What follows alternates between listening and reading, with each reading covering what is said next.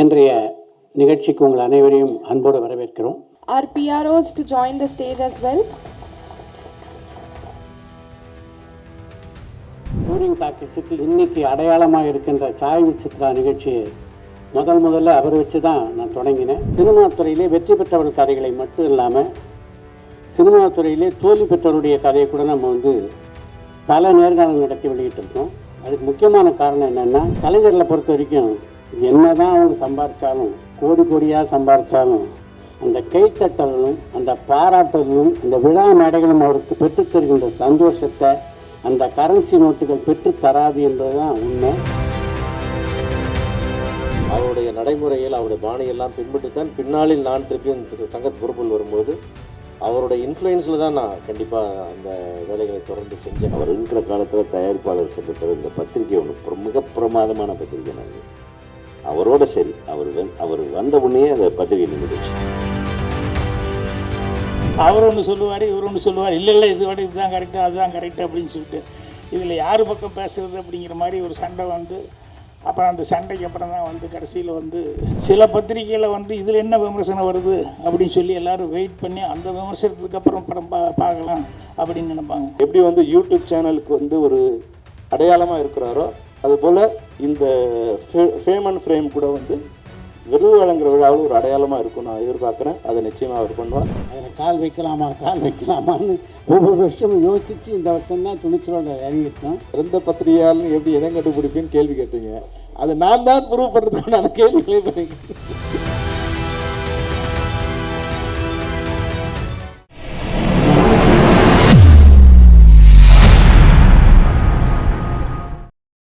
அண்மையிலே மறந்த ஏவிஎம் சரவணன் அவர்களோடு டூரிங் டாக்கீஸுக்கு மிக நெருங்கிய பந்தம் உண்டு. இன்னும் சரியாக சொல்லணுன்னா, டூரிங் டாக்கீஸுக்கு இன்றைக்கி அடையாளமாக இருக்கின்ற சாய் விசித்ரா நிகழ்ச்சியை முதல்ல அவர் வச்சு தான் நான் தொடங்கினேன். அதில் அவருடைய பேட்டி தான் முதலாக இடம்பெற்றது. அதனால் அண்மையிலே மறைந்த அவருக்கு ஒரு நிமிடம் எல்லோரும் அஞ்சலி செலுத்துமாறு அன்போடு கேட்டுக்கொள்கிறேன்.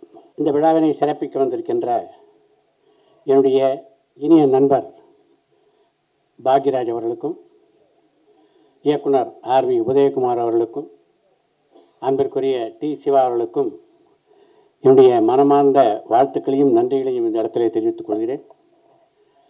இந்த விழா நிகழ்ச்சிகளை மக்களுக்கு கொண்டு போய் சேர்ப்பதற்காக இங்கே வந்திருக்கின்ற ஊடக நண்பர்கள் அனைவருக்கும் இனிய மாலை வணக்கங்கள். என்னை பொறுத்த வரைக்கும் என்னுடைய பயணம் அங்கே தான் ஆரம்பிச்சிது அப்படின்னு உங்கள் எல்லாருக்கும் நல்லா தெரியும். அங்கேருந்து தான் இந்த இடத்துக்கு நான் வந்திருக்கேன். அதனால் இந்த நிகழ்ச்சியை பொறுத்த வரைக்கும் உங்களுடைய சகோதரர் நடத்துகின்ற ஒரு நிகழ்ச்சியாகத்தான் இதை நீங்கள் பார்ப்பீங்க அப்படின்றது என்னால் புரிந்து கொள்ள முடிகிறது.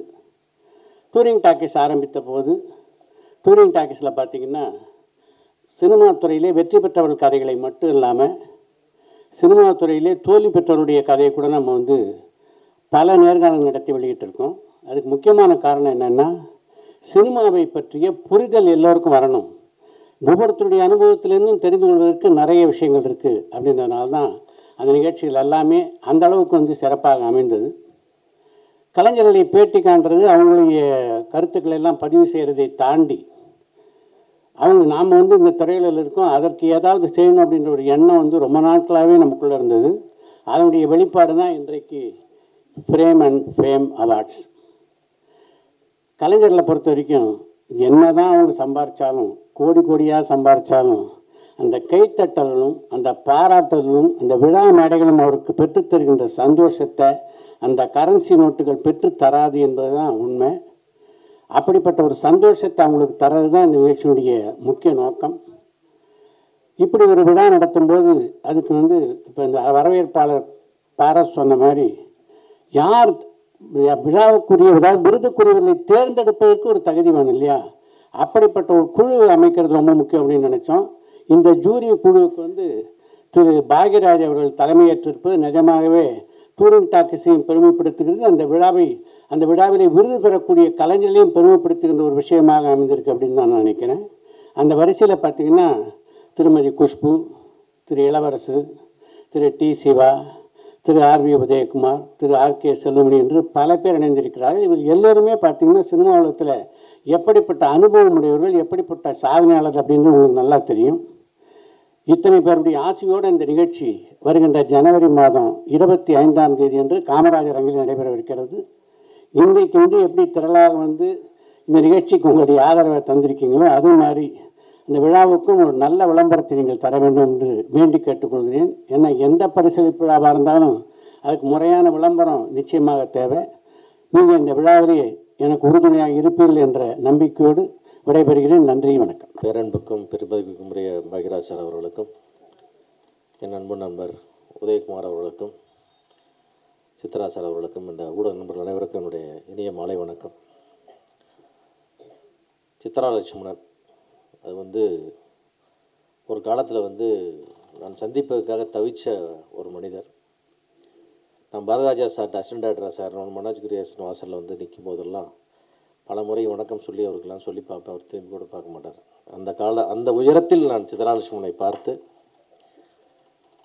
அவரை அணுவணுவாக ரசித்து, அதற்கு பிறகு அவர் தயாரிப்பாளர் சங்கத்திலே பல்வேறு பொறுப்புகள் இருக்கும்போது, செயலாளராக இருக்கும்பொழுது அவருடைய நடைமுறையில் அவருடைய பாணியெல்லாம் பின்பற்றித்தான் பின்னாளில் நான் திருப்பியும் சங்கத்து பொறுப்பில் வரும்பொழுது அவருடைய இன்ஃப்ளூயன்ஸில் தான் நான் கண்டிப்பாக அந்த வேலைகளை தொடர்ந்து செஞ்சேன்.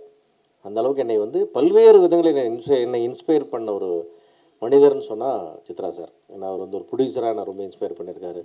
அவர் எடுத்த மேக்கிங், அவருடைய குவாலிட்டி, அவரோட ஸ்பீடு, அவரோட பப்ளிசிட்டி ஸ்டைல், எல்லாமே ஒன்று நான் அப்சர்வ் பண்ணி தான் அந்த ப்ரொடியூசர் ஆகிற ஆசையாக எனக்கு வந்துச்சு. ஆக்சுவலாக நான் அசிஸ்டன்ட் டேரக்டர் இங்கே சென்னைக்கு வந்ததை மாறி தயாரிப்பாளரான காரணம் சித்ரா சார் மாதிரி சில இன்ஃப்ளூயன்ஸஸும் காரணம். ஒப்பற்ற ஒரு சாதனைகளுக்கு சொந்தமான அவர் டூரிங் டாக்கீஸில் ஒரு விழா நடத்தும் பொழுது நிச்சயமாக அதில் எல்லாம் பங்கு பெற்று கடமையை பண்ணணுன்றது ஒரு எனக்கெல்லாம் பெரிய கடமை. ஏன்னா அவ்வளோ தூரம் சித்ரா லட்சுமணன் தூரத்துலேருந்து பார்த்து அவரையெல்லாம் பார்க்க மாட்டோமா, பேச மாட்டோம் ஏகன காலத்தில் மாறி அவர் என்னுடைய மூத்த சகோதரனாக மாறி சமயத்தில் என் மகள் திருமண விழாவில் குடும்பத்தில் ஒருத்தன் போல் ஓடியாடி வேலை செஞ்சதெல்லாம் நீங்கள் பார்த்துருப்பேன். அந்தளவுக்கு எனக்கு மிக நெருக்கமாக அமைஞ்சது என்னுடைய மிகப்பெரிய பாக்கியம்.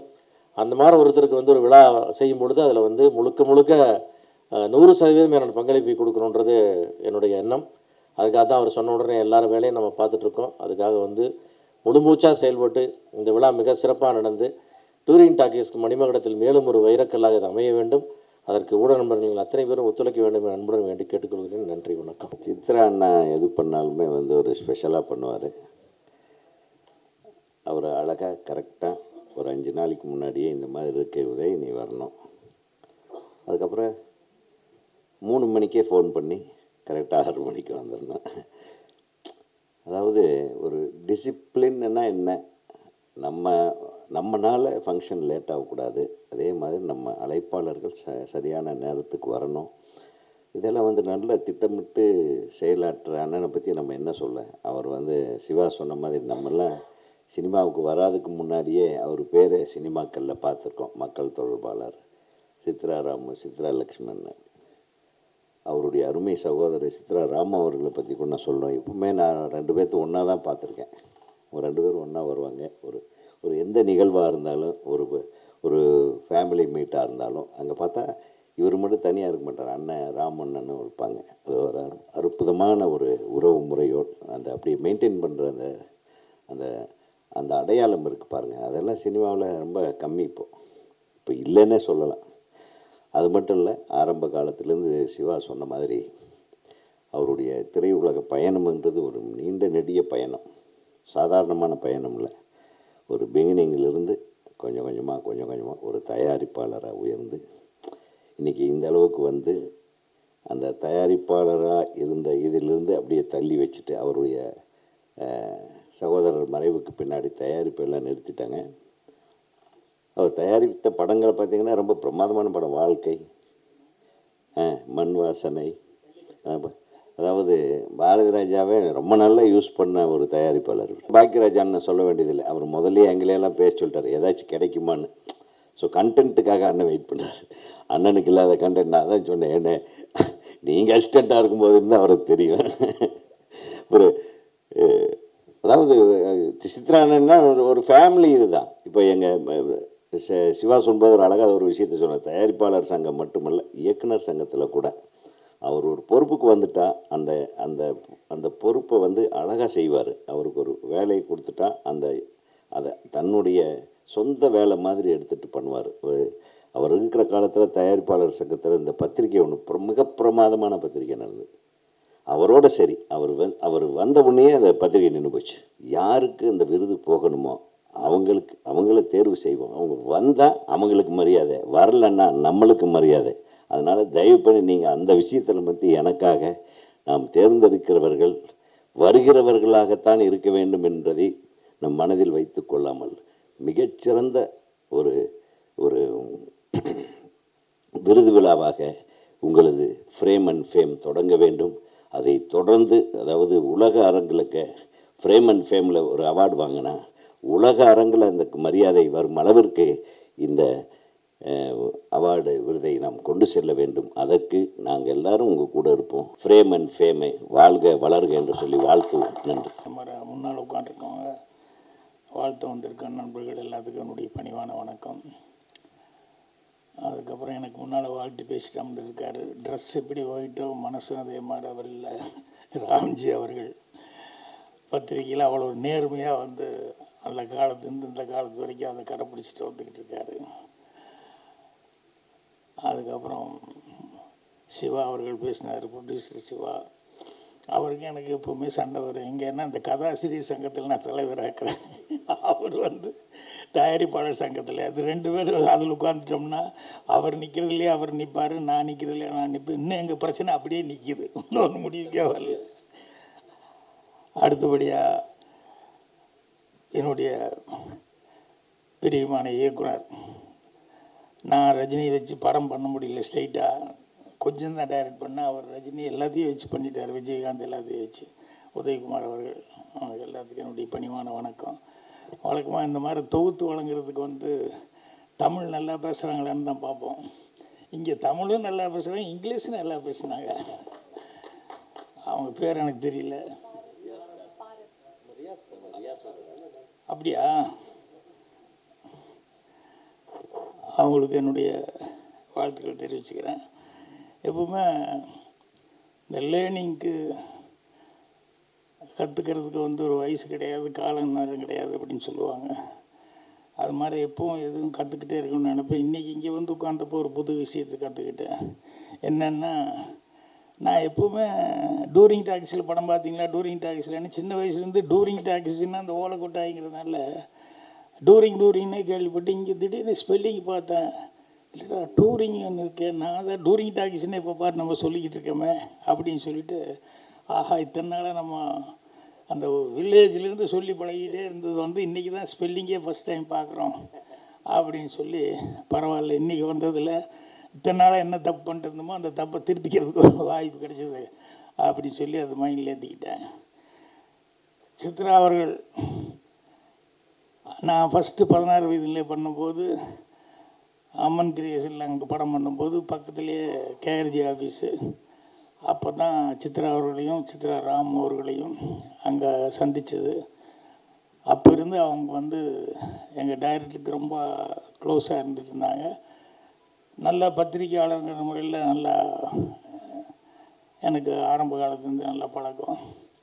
அந்த பழக்கம் எப்போவுமே தொடர்ந்து. இப்போ கூட இங்கே வரும்போது கூட இன்றைக்கி சித்ரா அவர்கள்னு சொன்னோன்னே ஃபங்க்ஷன் அப்படின்னு சொன்னார். சரிங்க வர்றேன் அப்படின்ட்டு வந்துட்டேன்.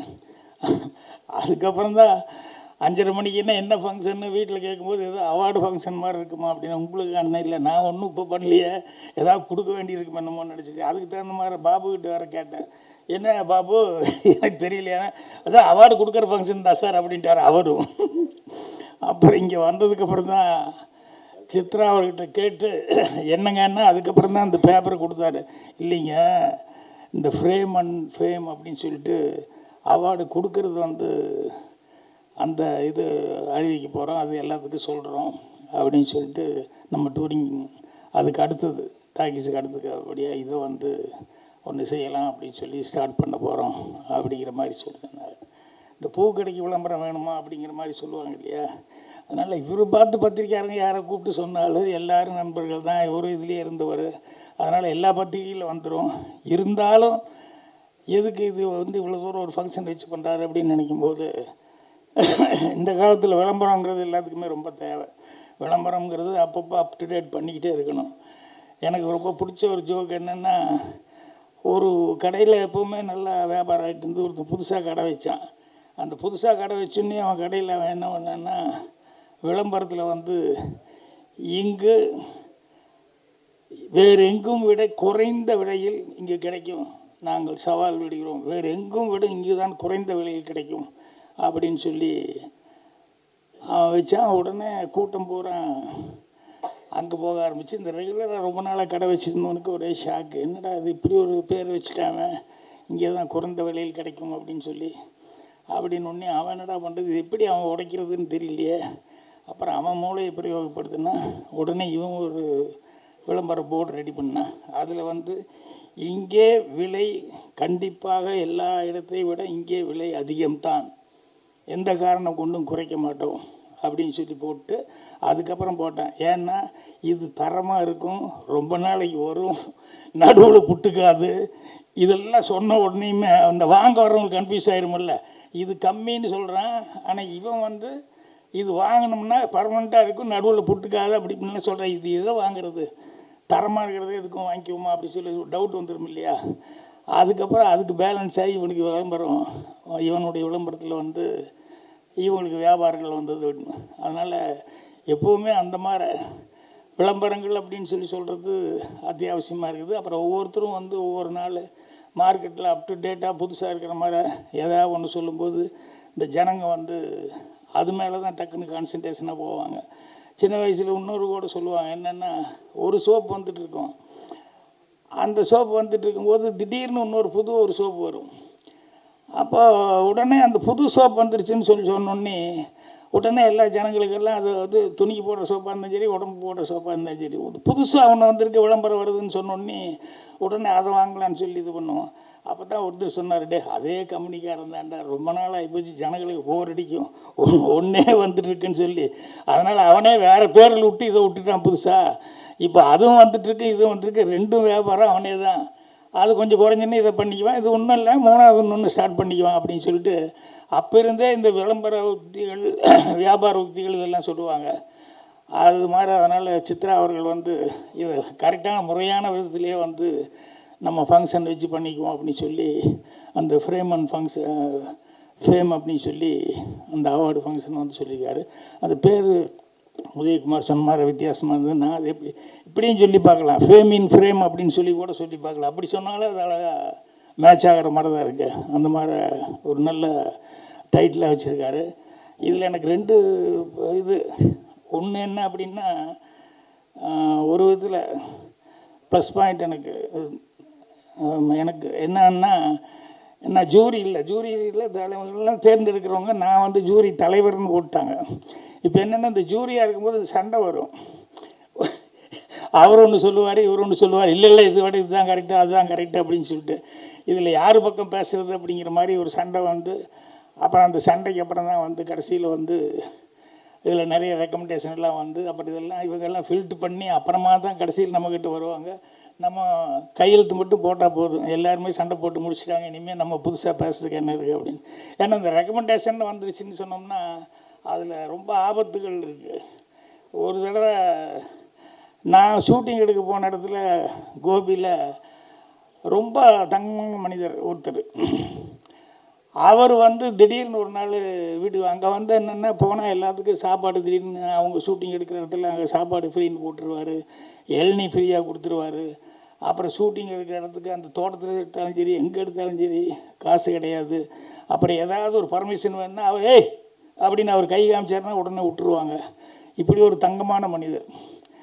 அவர் ஒரு தடவை திடீர்னு ஒரு நாள் வீட்டுக்கு வந்துட்டார். வந்து வணக்கம் சொல்லி, ஒன்றும் இல்லை, எனக்கு வேண்டப்பட்டவங்க ஒரு பொண்ணு படிச்சிருக்காங்க, மார்க் வாங்கிட்டாங்க, இந்த எம்பிபிஎஸ் சீட்டு எம்ஜிஆர்கிட்ட நீங்கள் சொன்னால் நடக்கும் சொன்னாங்க. நொன்னி எனக்கு ஒரே டென்ஷன் ஆகிட்டேன். அதனால் நீங்கள் பார்த்து நான் எப்போ எதுவும் கேட்க மாட்டேன் யாருக்கிட்டேயும், உங்கள்கிட்ட அவங்க ரொம்ப தொல்லைப்படுத்துனால உங்கள்கிட்ட கேட்குறேன் அப்படின்னாங்க. எனக்கு அதை விட பெரிய டென்ஷன். ஏன்னா நான் வந்து கேட்டவர் அவ்வளோ நல்ல மனிதர், அவர் கேட்டார். ஆனால் எனக்கு என்னென்னா எம்ஜிஆர்கிட்ட எதுவுமே நான் கேட்டதில்லை. ஏன்னா கேட்டால் மரியாதை போயிடும் அப்படின்னு சொல்லிட்டு நான் போய் எனக்கு இது வேணுங்க அது வேணுங்கன்னு ஒரு நாள் நான் கேட்டதே இல்லை. இப்போ எம்ஜிஆர்கிட்ட எப்படி போய் நான் நிற்கிறது? அதுவும் இல்லாமல் இது படிப்பு சம்மந்தப்பட்டது. அது எம்பிபிஎஸ் சீட்டுங்கிறது எவ்வளோ இது, அதுக்கு எவ்வளோ மரியாதைகள் இருக்கணும், மார்க் எவ்வளோ இருக்கணும், இதை எப்படிடா சொல்கிறதுன்னு எனக்கு தெரியல. அப்புறம் அப்படியே யோசனை பண்ணிவிட்டு ஒரு 4 நாள் 1 வாரம் அப்படியே குழப்பம். அவர் வேறு ஒருத்தர்கிட்ட ஃபோன் பண்ணி, என்ன சார் பார்த்துட்டாரா, போயிட்டாரா, அப்படி இப்படின்னு சொன்னாங்க. கடைசியில் இவருக்காக, இந்த நல்ல மனிதருக்காக நம்ம போய் சொன்னால் தப்பு இல்லை. ஆனால் என்னென்னா, அது ரீசனபுளாக இருந்தால் செய்யுங்க அப்படின்னு சொல்லி அட்லீஸ்ட் அவர் பார்வைக்காவது எடுத்துகிட்டு போய் வச்சிடலாம். அது கூட நம்ம செய்யலைன்னா அது நமக்கு மனசாட்சி உறுத்துதே அப்படின்னு சொல்லிட்டு அன்றைக்கி சாமி கும்பிட்டு அதை கையில் எடுத்துகிட்டு போயிடலாம் அப்படி சொல்லி சாமி கும்பிட்டு வெளியே வந்தால் ஒரு கார் வந்து நிற்கிது. டப்பன்னு அதுலேருந்து ஒரு 4-5 பேர் இறங்கினாங்க. அந்த நான் சொன்னது ராமசாமிங்க, அவர் கையில் பெரிய தட்டு, வெத்தலை பாக்கு தட்டு, பணம் தட்டு, இந்த தட்டு அந்த தட்டுன்னு ஒரு 5-6 தட்டோடு எல்லோரும் இறங்கி வந்தாங்க. வாங்க வாங்கன்னு உட்காருங்க அப்படின்னு சொல்லி உட்கார சொன்னோம். உங்களை மாதிரி நான் எப்படி நன்றி சொல்கிறதுனே தெரியல. ஒழுங்காக அந்த பொண்ணை கால் உள்ள அப்படி இப்படின்னு எல்லாம் என்னென்னா சீட்டு கிடச்சிருச்சு. நீங்கள் எவ்வளோ ஒரு இது சொல்லியிருந்தா உங்கள் மனசுக்கு என்ன எனக்கு எப்படி இருந்திருக்கும் பாருங்க. அதுக்கப்புறம் நினச்சிக்கிட்டேன், அவங்க அவ்வளோ சந்தோஷப்பட்டு ஏதோ நான் சொன்னதுனால தான் எம்ஜிஆர்கிட்டேருந்து சீட்டு உடனே கிடச்சிருச்சு அப்படின்னு நினச்சிட்டேன். நான் நினச்சிக்கிட்டேன், நம்ம நல்ல மனசோடு நல்ல வேலை நீ கும்பிட்டு கையில் எடுத்தோம், நம்ம போய் சொல்லவே இல்லை, சொல்கிறான்னு சொல்லி எடுத்துகிட்டு வந்ததுக்கே வந்துருச்சு. அந்த மார்க் மெரிட்டில் அது வந்துருச்சு. அது மாதிரி இந்த ரெக்கமெண்டேஷன் அப்படின்னு சொல்லி வந்ததுனால சில நேரங்களில் ரொம்ப மாட்டிட்டு முழிக்க வேண்டியிருக்கும். இந்த அவார்டில் ஜூரியாக இருந்தாலும் அவங்களுக்கும் இந்த பிரச்சனைகள்லாம் வரும். எனக்கு வேண்டப்பட்டவர், உனக்கு வேண்டப்பட்டவர்னு இந்த மனசாட்சியை தூக்கி வச்சு போட்டு நியாயமாக அதை பண்ணணுமே அப்படின்னு சொல்லும்போது அதில் சில பேர்த்துக்கிட்டலாம் வாங்கி கட்ட வேண்டியதெல்லாம் வரும். இது எல்லாத்துக்கும் எல்லோரும் கரெக்டாக ஏன்னா அனுபவப்பட்டிருப்பாங்க, எல்லாருமே இதெல்லாம் அனுபவப்பட்டிருப்பாங்க. ஸோ அவர் சித்ரா எப்படி அவர் சொல்லும்போது ஒரு வார்த்தை சொன்னார், யாரையுமே காயப்படுத்தாங்கள் எவ்வளோ நியாயமாக செய்யணுமோ அந்த மாதிரி தொழிலை அவ்வளோ தூரம் இந்த டூரிங் டாக்கீஸ் அப்படிங்கிறதுல அவர் நிகழ்ச்சிகளை சிறப்பான முறையில் செஞ்சுக்கிட்டு இருக்காரு. அதனால் இந்த அவார்டும் கண்டிப்பாக நியாயமான முறையில் கரெக்டான முறையில் கொடுப்பாங்க. ஏன்னா அவார்டு கொடுக்குறது அப்படிங்கிறது எங்கேருந்து வருது, யார் கொடுக்குறாங்க அப்படிங்கிறது சில நேரங்களில் இருக்குது. எல்லா பத்திரிகையிலையும் சில நேரங்களில் வரும். சில பத்திரிகையில் இதில் என்ன விமர்சனம் வருது அப்படின்னு சொல்லி எல்லோரும் வெயிட் பண்ணி அந்த விமர்சனத்துக்கு அப்புறம் படம் பார்க்கலாம் அப்படின்னு நினைப்பாங்க. அந்த மாதிரி இந்த அவார்டு அப்படின்னு சொல்லி சொன்னோம்னா, இவங்ககிட்டருந்து அவார்டு வருது அப்படின்னு சொன்னோம்னா அது சில பேர்த்துக்கு அது ஒரு பெரிய கௌரவமாக நினைப்பாங்க. சித்ரா அவர்கள் இப்போ இவர் கொடுக்கக்கூடிய இந்த ஃப்ரேம் அண்ட் ஃபேம் அவார்டு அப்படிங்கிறது ஃப்யூச்சரில் மற்ற அவார்டுகள் மாதிரி இதுவும் மிகப்பெரிய ஒரு பேர். இங்கே இவர்கிட்ட அவார்டு வாங்குகிறோம்னு சொன்னோம்னா அது கரெக்டான அவார்டாக இருக்கும், அது நமக்கு ரொம்ப மரியாதைக்குரிய ஒரு கௌரவமாக இருக்கும் அப்படின்னு எல்லோரும் நினைக்கிற அளவுக்கு அது பெயரும் புகழும் வாங்கும். அது வாங்குறதுக்காக என்னுடைய மனந்தார்ந்த வாழ்த்துக்களையும் நன்றியும் தெரிவிச்சுக்கிறேன். நன்றி, வணக்கம்.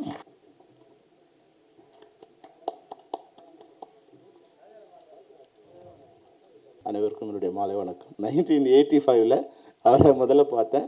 உதவி இயக்குனர் மணிவண்ணன் சாரோட உதவி இயக்குனராக அவர் முதல்ல சந்தித்தேன்.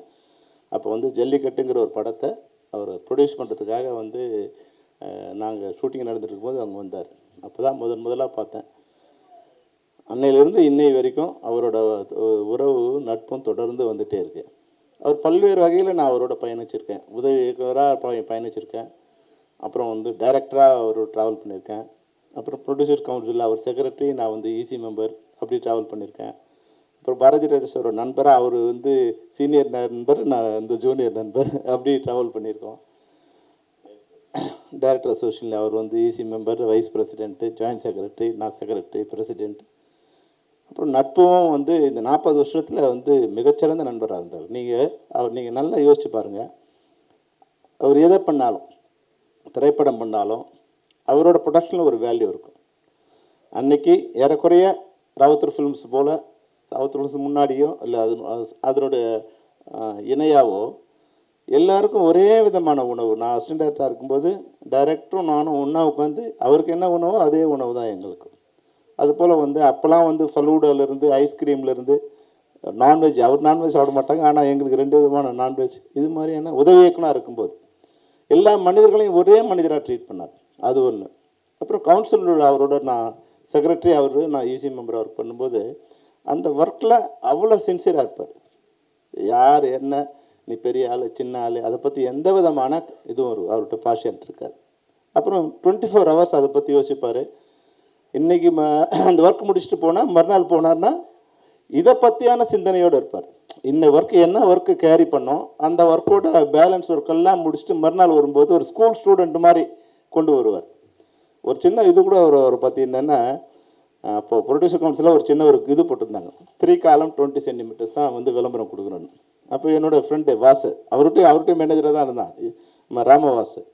அவன் வந்து ஃபோன் பண்ணுறான் ஒரு நாள், என்னடா செல்லுமே, என்னப்பா என்ன சித்ராட்சன் வந்து வரும்போதே ஸ்கேலோடு வருவார் அந்த ஆளுக்கு கவுன்சிலுக்கு 22 சென்டிமீட்டர் வந்து எனக்கு ஃபோன் பண்ணி சொல்கிறாருப்பா, அது எடுக்க நானாக போட்டேன், மேலே தேட்டருக்காரங்க 2 சென்டிமீட்டர் போட்டிருக்காங்க, டார்ச்சராக இருக்குப்பா சித்ராட்சன் அப்படின்னு.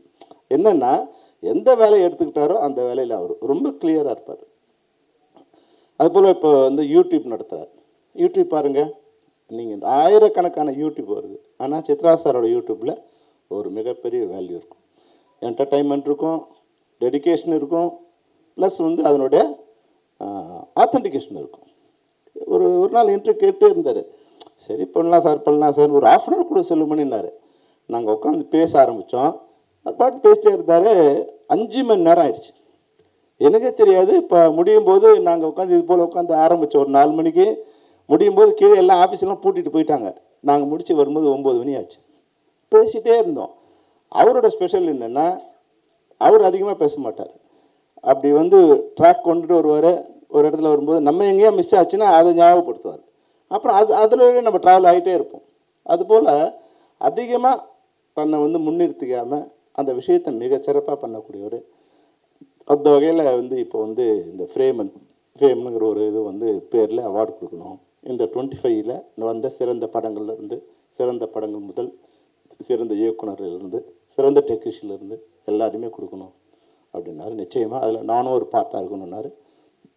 சித்ரா சார் சொன்னேன், நிச்சயமாக நீங்கள் எடுக்கிற முயற்சியில் நானும் உறுதுணையாக இருப்பேன். அந்த வகையில் நிச்சயமாக Chitra sir, we will be with you Chitra sir, because you are the good man. நீங்கள் எந்த ஒர்க் எடுத்தாலும் பெஸ்ட்டாக பண்ணுவீங்க. நிச்சயமாக 25ஓட மிகச்சிறந்த திரைப்படங்களை ஒரு தேர்ந்தெடுத்து அடுத்த ஆண்டில் அது வந்து எப்படி வந்து யூடியூப் சேனலுக்கு வந்து ஒரு அடையாளமாக இருக்கிறாரோ அதுபோல் இந்த ஃபேம் அண்ட் ஃப்ரேம் கூட வந்து விருது வழங்குற விழாவில் ஒரு அடையாளமாக இருக்கும் நான் எதிர்பார்க்குறேன். அதை நிச்சயமாக அவர் பண்ணுவார். அவரோட நானும் இந்த உறுதுணையாக இருந்தோ, இல்லை ஒரு அணில் மாதிரி இருந்தோ, ராமருக்கு அணிலுக்கு இருந்த மாதிரி சித்ரா சாருக்கு செல்லுமணி ஒரு அணிலாக இருந்து இந்த நிகழ்ச்சிக்கு நாங்கள் உறுதுணையாக இருப்போம் என்று தெரிவித்துக்கொண்டு, இந்த நிகழ்ச்சிக்கு வந்திருந்த அனைத்து பத்திரிகையாளருக்கும் எங்களுடைய வணக்கங்களை தெரிவித்துக் கொள்கிறோம். நன்றி, வணக்கம். May I now request our PROs to join the stage as well?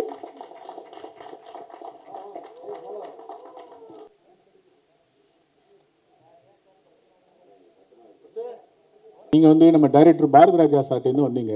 Bharathi Raja sir பேரில் ஒரு விருது அவர் கையால் கொடுக்கறதுக்கு வாய்ப்பு இருக்கா? ஒரு பெரிய ஒரு அச்சீவ்மெண்ட் அவார்ட் மாதிரி அப்படி ஒரு விருது பிளான் பண்ணியிருக்கோம். அதை பற்றி அறிவிப்பு வந்து இந்த விருதை பற்றி முழுக்க விருதுகள் வரும்போது என்ன, இதில் சில சர்ப்ரைஸ் பேக்கெட்லாம் இருக்குது. ரெகுலர் விருது மட்டும் இல்லாமல் சில விசேஷ விருதுகள் நம்ம வந்து பிளான் பண்ணியிருக்கோம். அது வந்து டெஃபினட்டாக அந்த விருதுகளை பற்றி அறிவிக்கும் போது நிச்சயமாக இருக்கும். சார் சித்ராமன் சார், இங்கே பின்னாடி நீங்கள் மக்கள் தொடர்பாளர் எல்லாருக்கும் சொன்னீங்க, இது சினிமா சம்மந்தப்பட்டு சினிமா பத்திரிகையாளர்களுக்கு தேர்ந்தெடுப்பீங்களா? இயக்குனர்கள் எப்படி பத்திரிகையாளர்களை தேர்ந்தெடுப்பாங்க? ஏன்னா இப்போ நாங்கள் கேள்வி கேட்குற எங்கள் பேர்லாம் வருமா? புரியல என்ன? சினிமா பத்திரிகையாளர்களுக்கு சார் இப்போ இல்லை சிறந்த இயக்குனர் தேர்ந்தெடுக்கிற மாதிரி எங்களுக்கு திறந்த பத்திரிகை தொடர்பாளர் யாரும் எங்களுக்கு தெரியும் இல்லையா? இயக்குனர் தொடர்பாளர்கள் வேற சார், பத்திரிகையாளர்கள் வேற. பத்திரிகையாளர்கள் தான் நான் சொல்ற, தொடர்பாளர் மட்டும் இல்லை. பத்திரிகையாளர் நாங்கள் ப்ரெஸ் மீட் பண்ணும்போது நீங்கள் எங்களை படுத்துகிற பாட்டில் இருந்து உங்களுக்கு திறந்த பத்திரிகையாளர் எங்களால் இனம் கண்டுபிடிக்க முடியும். என்னதான் நீங்கள் வந்து எங்களை இது பண்ணால் கூட எங்களை கேள்வி கேட்கும்போது வந்து கடுமையான கேள்வியாக இருந்தாலும் இது வரைக்கும் இந்த சினிமா பத்திரிகையாளர்கள் இருக்கிற யாருமே வந்து அநாகரிகமாகவோ இல்லை அவதூறாவோ இல்லை வந்து எங்களை ஹூன் பண்ணுற மாதிரி இங்கே ஏதாவது வந்து சின்ன சின்ன இருக்கும், அது அப்படியே வெளியே போகும்போது அப்படி தான் அந்த மாதிரி ஒரு உணவோடு தான் இருந்திருக்கு. அதனால் நிச்சயமாக எங்களுக்கு வந்து சிறந்த பத்திரிகையாளரை எங்களால் இனம் கண்டுபிடிக்க முடியும் நாங்கள் நம்புகிறோம். ஏன் சொல்கிறேன்னா, இங்கே சங்கங்கள் பல இருக்குது சார் உள்ள. ஸோ அதனால கேட்டேன். சில சங்கங்கள் உங்களுக்கு ரொம்ப க்ளோஸாக இருக்கலாம், இன்னொரு சங்கம் வந்து க்ளோஸ் இல்லாமல் இருக்கலாம். ஒருவேளை இவங்க உங்ககிட்ட அட்வைஸ் சொல்லியிருப்பாங்க இவங்களுக்கு கொடுங்க அப்படின்னு சொல்லிட்டு, அதுக்காக கேட்குறோம். ஏன்னா இப்போ வர எங்களை மாதிரி யங்ஸ்டர்ஸுக்கு உங்கள் பேர் எங்கள் பேர் தெரியுமா அப்படின்றது தான் நாங்கள் கேள்வி. நீங்கள் நினைக்கிறது என்ன புரியல. பத்திரிகையாளருடைய தகுதி என்பது எந்த சங்கத்தை சார்ந்திருக்கணும் அப்படின்னு பொறுத்தா? இல்லை பத்திரிகையாளர் அது சங்கத்தை சார்ந்தவர்கள் சொல்கிறார் அவர். பத்திரிகையாளருடைய தகுதி அப்படின்றது அவருடைய எழுத்து தானே தவிர எந்த சங்கத்தை அவர் சார்ந்திருக்கார் அப்படின்றது இல்லையே. இப்போ எழுத்துக்கு தானே மரியாதை. சார் இப்போ எழுத்தை தாண்டி ஃபுல்லாக பின்னாடி கேமரா தான் சார் போட்டிருக்காங்க, டிஜிட்டல் தான் வந்திருக்கு. இதை எப்படி நீங்கள் தேர்ந்தெடுக்க போறீங்க? பத்திரிகையாளர் வேற, ஊடகவியலாளர் வேற எடுக்க போகிறோம். அதனால பத்திரிகையாளர் தனி, ஊடகவியலாளர் தனி.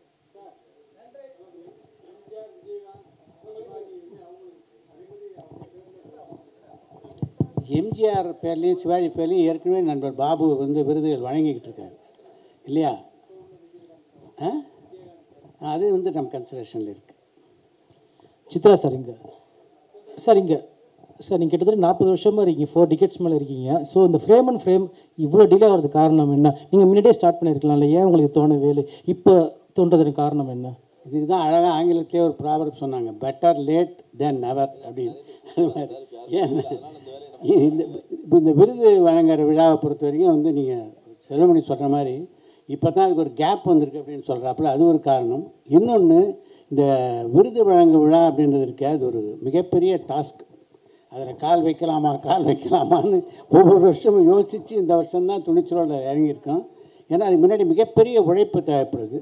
இப்போ இந்த வருஷமே இது சாத்தியமாக இருக்குன்னா இந்த நண்பர்கள் இத்தனை பேர் சொன்னாங்களே, இங்கே நாங்கள் உங்களுக்கெல்லாம் பக்கத்துணையாக இந்த விருது வழங்கு விழாவில் இருப்போம்னு, இந்த நண்பர்கள் கூட்டம் தான் இதை சாத்தியப்படுத்தியிருக்கு ஆக்சுவலாக. சார் பாக்யராஜ் சார் இங்கே இங்கே இங்கே இங்கே பின்னாடி சார் என்ன சொல்லுங்க சார். இல்லை இப்போ நீங்கள் பழைய படம்னா கதையை தேர்ந்தெடுத்து அழகாக இது வந்து ஒளிப்பதிவு, இது வந்து அழகாக எடிட்டிங் அப்படின்னு சொல்லிடுவீங்க, கதையை அழகாக பண்ணியிருக்காங்கன்னு சொல்லிட்டு. ஆனால் இப்போ வர படங்கள் பார்த்தீங்கன்னா சமீபத்தில் டியூடு பேசக்கூடிய பொருளாக மாறிச்சு. இது ஒரு படமா, இந்த படத்தை ஏன் எடுத்துகிட்டு வந்தீங்க? ஆனால் அந்த படம் 500 கோடி வசூல் அடிச்சுது. அது கூடயே பைசன் ஒரு படம் வருது, அதை வந்து ஜாதி ரீதியாக இது பண்ண ஆரம்பிக்கிறாங்க. ஸோ நீங்கள் எடுக்கக்கூடிய சினிமாவை சார்ந்து இங்கேயே 2ஆக பிரிச்சுட்டாங்க. ஸோ அப்படி இருக்கும்போது நீங்கள் எந்த பார்வையில் அந்த படத்தை வந்து தேர்வு செய்ய போகிறீங்க? இது ஜூரி சீட் எல்லாம் வந்து அப்புறம் தான் என்கிட்ட வரும். அதனால் இவங்க தான் ஏன்னா இங்கே ஃப்ரேம் அப்படி தான் சார் போயிட்டுருக்கு. ஃப்ரேம் அண்ட் ஃப்ரேம்னு இங்கே சினிமா இல்லை, இங்கே ஜாதி டு ஜாதி அப்படின்னு தான் கொண்டு வந்துட்டுருக்காங்க. ஸோ அதுக்காக தான் இந்த ஜூரி வந்து அவர் பார்க்க பார்வை சினிமா அப்படின்னு பார்க்குறாரு. பட் ஆனால் கொடுக்கும் பொழுது இவருக்கு கொடுத்துட்டிங்களே, இதுக்கு ஏன் கொடுக்கல அப்படின்னு வரும். அதை எப்படி நீங்கள் அட்டாக் பண்ண போகிறீங்கன்றதால தான் கேட்குறேன் சார். விருதுகளும் அதை பற்றி விமர்சனங்களை வந்து ரெட்டப்படம் சார், சிறந்த பத்திரிகையாளர் எப்படி எதை கண்டுபிடிப்பேன்னு கேள்வி கேட்டீங்க. அது நான் தான் ப்ரூவ் பண்ணுறதுக்கான கேள்விகளே இப்போ கேட்குறீங்க. நிச்சயமாக திரைப்படங்களை நாங்கள் திரைப்படங்களாக தான் பார்ப்போம். எடுக்கும்போது ஒரு சிலருக்கு வந்து ஜாதி அவங்களுக்கு இருக்கலாம். ஆனால் நீங்கள் ஜாதியை முன்னிறுத்தி இருக்கிற படங்கள் எதுவுமே மக்களால் எல்லாருமாலுமே அது வந்து ஏற்றுக்கொள்ளப்படுவதில்லை, ஒரு சிலரால் இருக்கலாம். அதனால் வந்து நாங்கள் திரைப்படங்களை பார்க்கும்போது அது திரைப்படமாக இங்கே இருக்கிற எல்லாருமே நாங்கள் திரைப்படத்தை திரைப்படமாக தான் பார்த்தோம். இங்கே இருக்கிறவங்களாம் யாரும் எந்த ஜாதியும் எங்களுக்கு இது வரைக்கும் தெரியாது. 40 வருஷம் ஆகி கூட எங்களுக்கு தெரியாது. அதனால் திரைப்படத்தை பார்க்கும்போது திரைப்படமாக தான் நாங்கள் பார்ப்போம். நிச்சயமாக நீங்கள் அந்த கவலை விட்டுருங்க, நாங்கள் திரைப்படத்தை திரைப்படமாக தான் பார்ப்போம். We'll take one last question, please. Bhagyaraj sir, நீங்கள் ஜூரி தலைவர்னால கேட்குறோம். தமிழ் சினிமாவில் வந்து நிறைய விருது இருக்குது, நிறைய ஜூரி கமிட்டி, தேசிய விருது நம்ம சார்லாம் இருந்திருக்காங்க. ஆனால் நம்மளுக்கு வந்து சிவாஜி சாருக்கு இது வரைக்கும் விருது கிடைக்கவே இல்லை. ரஜினி சார் வந்து 50 வருஷமாக இருக்கார், விருது கிடைக்கவே இல்லை. எம்எஸ்வி சாருக்கு கிடைக்கல, நாகேஷ் சார் கிடைக்கல. அது மாதிரி ஆளுக்கெல்லாம் தேசிய விருதுங்கிறது வந்து கிடைக்கவே இல்லை. அது என்ன காரணம் நினைக்கிங்கன்னா உங்கள் பக்கத்துலேயே ஒரு கமிட்டி தலைவர்லாம் கூட இருந்திருக்காங்க. ஏன் தேசிய விருது கொடுக்கலன்னு நம்ம எப்படி எனக்கு புரியல, எப்படி சொல்கிறதுன்னு சொல்லி. அதாவது ஒரு பெரிய பிரச்சனை என்னென்னா, நம்ம இங்கே ரசித்து கொண்டாடுற திரைப்படங்கள் இருக்கு. அந்த திரைப்படங்கள் சமயத்தில் தேசிய விருதுக்கு அந்த வருஷத்துக்கு அனுப்புகிறதே இல்லை. அது யார் தப்புன்றது தெரியாது. இப்போ அவங்க அறிவிக்கிற தேதிக்குள்ளே நம்ம அனுப்பணும். அது சப்போஸ் அந்த நடிகருக்கும் தயாரிப்பாளருக்கும் பிரச்சனையாக இருக்கலாம், அந்த நடிகருக்கும் டைரக்டருக்கும் பிரச்சனையாக இருக்கலாம், இது ஏதோ கேட்டால் போடுற படம் கலெக்ஷன் ஆகிடுச்சுன்ட்டு படத்தை தூக்கி போட்டு அந்த டைமில் அப்ளிகேஷனே போடாமல் விட்டுறாங்க. நிறைய படங்கள் அப்படி தான் மிஸ் ஆகுது. நான் ஒரு தேசிய விருது கமிட்டியில் இருந்ததுனால சொல்கிறேன். நான் நீங்கள் பார்த்து ரசித்த நிறைய படங்கள் வரலை. ஏன்னா அது என்ட்ரியில் இருந்தால் தானே, இப்போ அப்ளிகேஷன் போட்டால் தானே நம்ம போட்டிக்கு எடுத்துக்குவாங்க. ஸோ அது ஒரு பெரிய விஷயங்கள் இருக்குது. அதனால் இதை வச்சு நம்ம சொல்ல முடியும். ஏன் சிவாஜி சாருக்கு கொடுக்கல? சிவாஜி சார் வாங்கிட்டாரு, தேசிய விருது வாங்கலையா? தாதா சாஹேப். அந்த மாதிரி ஒரு அதையெல்லாம் கடந்த ஒரு விருது கொடுக்கறதுக்காக அவர் அந்த மாதிரி தான். அந்த காலத்துலலாம் நிறைய படங்கள் வந்து விருதுக்காக அனுப்பலை.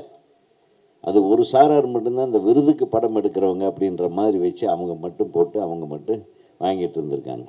எல்லா படமும் இப்போ தான் வந்து கமர்ஷியல் படங்களுக்கு விருது கொடுக்க ஆரம்பிச்சிருக்காங்க. இப்போ வந்து இந்த ரிஷப் ஷெட்டிக்கு கொடுத்தாங்க. போன வருஷம் நம்ம அல்லு அர்ஜுனுக்கு கொடுத்தாங்க. ஸோ அந்த மாதிரி கமர்ஷியல் படம் இப்போது நம்ம தம்பி ஒரு தனுஷ் அவர்களுக்கு கொடுத்தாங்க. இதெல்லாம் வந்து இப்போ தான் கமர்ஷியல் ஹீரோக்களுக்கு கொடுக்க ஆரம்பிச்சிருக்காங்க. அது வந்து நம்மெல்லாம் போய் கொடுக்குற அழுத்தம் காரணமாக நடித்தா கமர்ஷியல் படம்னா இது என்ன நடிப்பு நல்லா நடிச்சிருக்காரான்றது மட்டும் பாருங்கள் அப்படிங்கிற ஒரு வகையில் நம்ம பண்ணுறாங்க.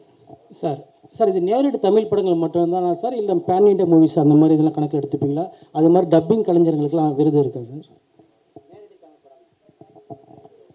நேரடி தமிழ் படங்கள் தான். அதாவது இங்கேயா இல்லை, நேரடி தமிழ் படங்கள் மட்டும்தான் அதில் பண்ணப்படும். டப்பிங் கலைஞர்கள் இருக்கா சார்? இருக்காது. All right, thank you all.